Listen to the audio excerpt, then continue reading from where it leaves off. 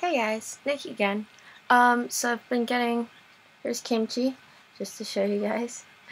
This is my red iguana, jeez, brain fart. My red Argentine tegu. He's a little good boy. He's a bit sleepy right now. Been hanging around all day.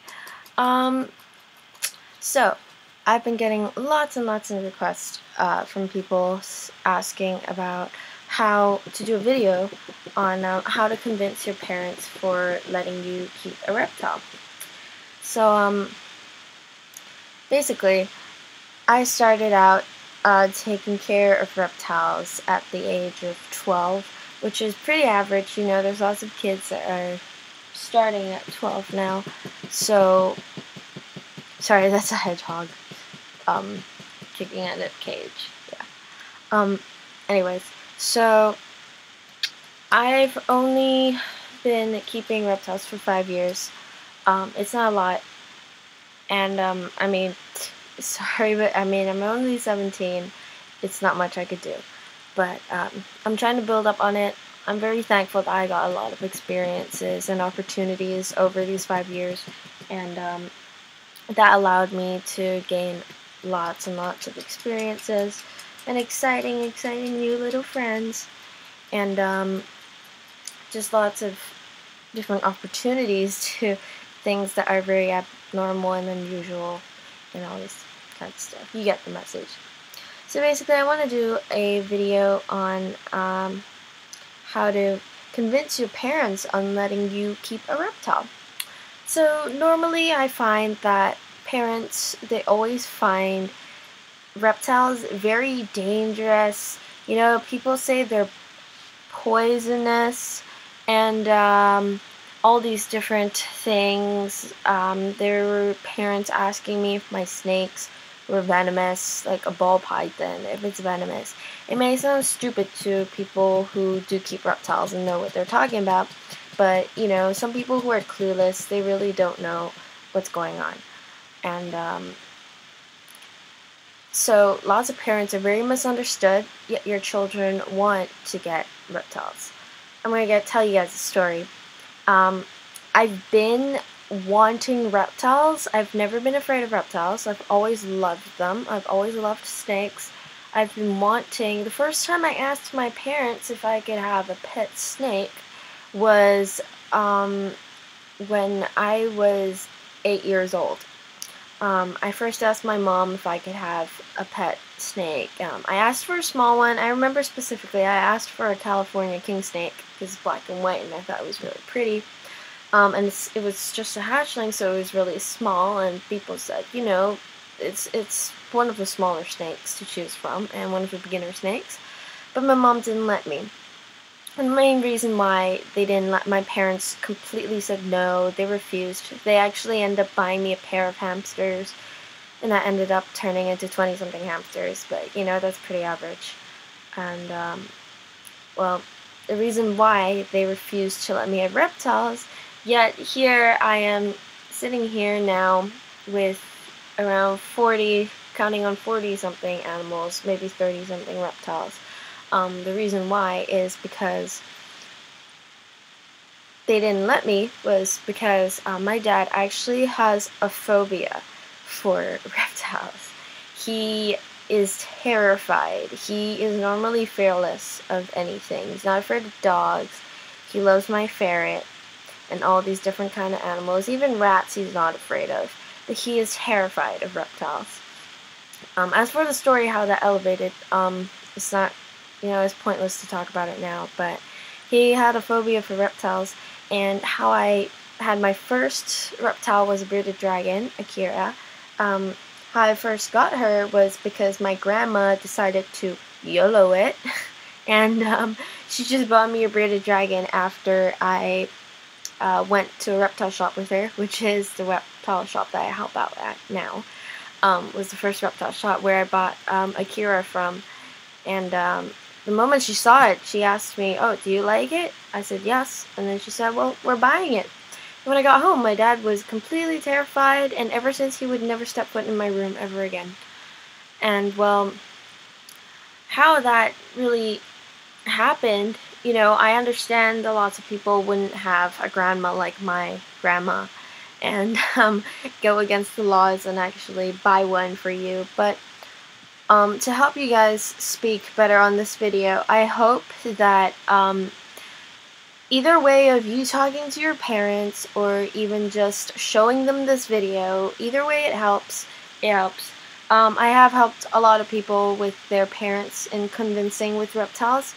Most of the time it's a lot easier when it's in real life, and I bring some of my reptiles out, they get to have contact with it, and slowly they accept it, and in the end they actually turned out loving it. Lots of the situations are like that, but even if they don't love it, they let you keep it, you know, it's good enough. So first of all, I want to make it clear to you parents is that there are no such thing as a poisonous reptile. There are venomous snakes, there are venomous lizards, there are poisonous dart frogs, but it is completely, almost impossible to get poisonous dart frogs that still keep their poison in them because they're all been domesticated and they all just don't have the poison in it. They just keep that name because, well, that was their original name. I want to talk about also things that you see, like big albino Burmese pythons you see that are 18 foot at a zoo that people put around their necks, or you see in the news how the snake killed this guy, or how this snake bit its owner's face after the owner's been having it for 10 years and saying that it's completely tamed. Those happen with hard snakes. I'd say those snakes are for experts, as in snakes like Burmese, reticulated. Burmese and reticulated, I'd say they're just for more experienced, not experts, but more experienced keepers. Whereas snakes that would actually kill you, such as cobras, mambas, whatever you call it, you can buy them. Obviously, that's not a very good idea because those are all venomous snakes, and those can actually kill you. And obviously, if your child is not getting those, I think it's completely fine. Let me just put my Tibu down, and let me give you an example. I have my python here ready to show you guys in her little temporary box. There we go. This is a ball python, and she is not full grown, but as you can see, this snake is completely docile and tame. I'm telling you, I've never been bit. And even though you'd say, oh yeah, lots of people say their snakes have never bit them, they will bite sometime. This snake would only, if you choose a male, would only go to 3 foot. You would think 3 foot, wow, that's really long. But this girl is already 2.5 foot. So just imagine a little more. She's definitely not a big snake. And this isn't even the smallest variety of snake that you could choose from. It's just ball pythons are very popular as a beginner snake. Now, biting.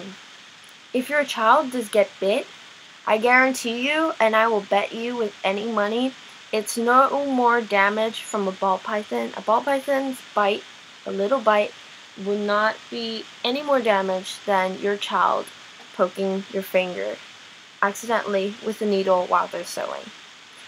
Bacteria, it's such a small little puncture that there is just no way many bacteria can get in.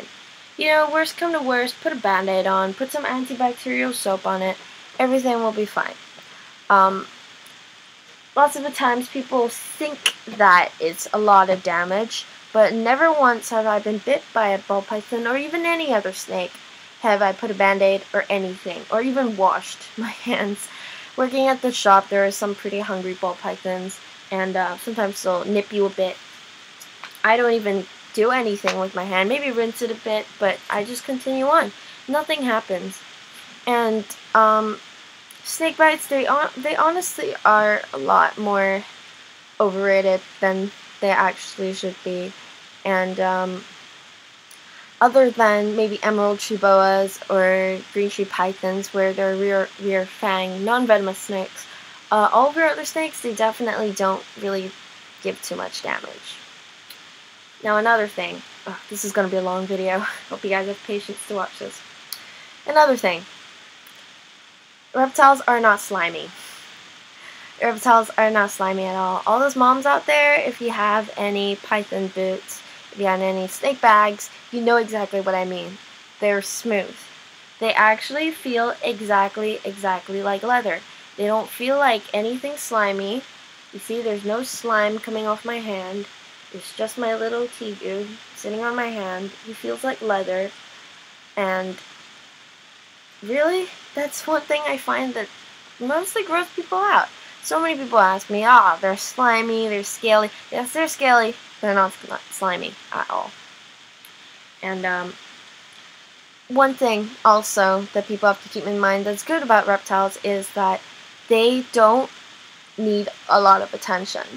And you can go on holiday for a week. If you keep a snake, you can go on holiday for a week.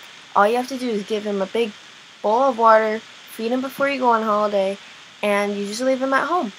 You honestly don't have to worry about your child being distracted with a pet from their school, because my parents, well, obviously having so many reptiles with cleaning and everything, they are concerned about my time and with school and everything. But thankfully I'm still managing well.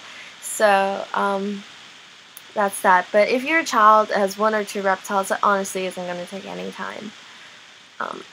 Another thing is, lots of people are just scared about reptiles biting and being aggressive. Honestly, parents, you don't have to touch the reptile. You can just have your kid take care of it, you know? I mean, reptiles don't take too much room. Snakes, leopard geckos, your beginner reptiles, other than a bearded dragon, I'd say, don't really take much space. So they can keep it in a room, keep it in the basement, keep it in an extra room, and you don't ever have to touch it, you don't ever have to feed it, or whatsoever. Your child can do all that work. Another thing is, people are very concerned with the food that reptiles eat. So, about that, yeah, that's a bit of an argument on, because most lizards, geckos, they feed on crickets, mealworms, all these insects that some parents are not okay with. Snakes, they eat frozen thawed or live mice, rats, so most parents are not okay with it. If it is really a huge issue on it, there are alternatives, such as, for example, a garter snake. They feed on feeder fish, so that's not a problem at all. That shouldn't be a problem. I mean, it's just fish. I'm pretty sure people are fine with keeping fish. I mean, we eat fish, but anyways. Also, for lizards, you can choose maybe a Eurymastix. Eurymastix, I wouldn't say is beginner, I'd say intermediate to beginner, because of the heat temperatures that you need to keep up. But really, if you really want a lizard, and your parents are so concerned about what they're feeding, a Eurymastix may be something you want to look into, do a lot of research, and give it a go. You know, have confidence in yourself, really care for the animal, and give it a go. There are some lizards, you know, you probably would not want to choose, such as chameleons, such as tegus, as your beginner reptile, because, well, chameleons are hard to keep, that's for sure. That's the first thing. And tegus, they scare a lot of parents because these things actually grow to 4 to 5 foot. Right, buddy? Yeah. Are you comfy? See, reptiles, they're great. They sit here, you stroke them, they fall asleep. Just fantastic animals.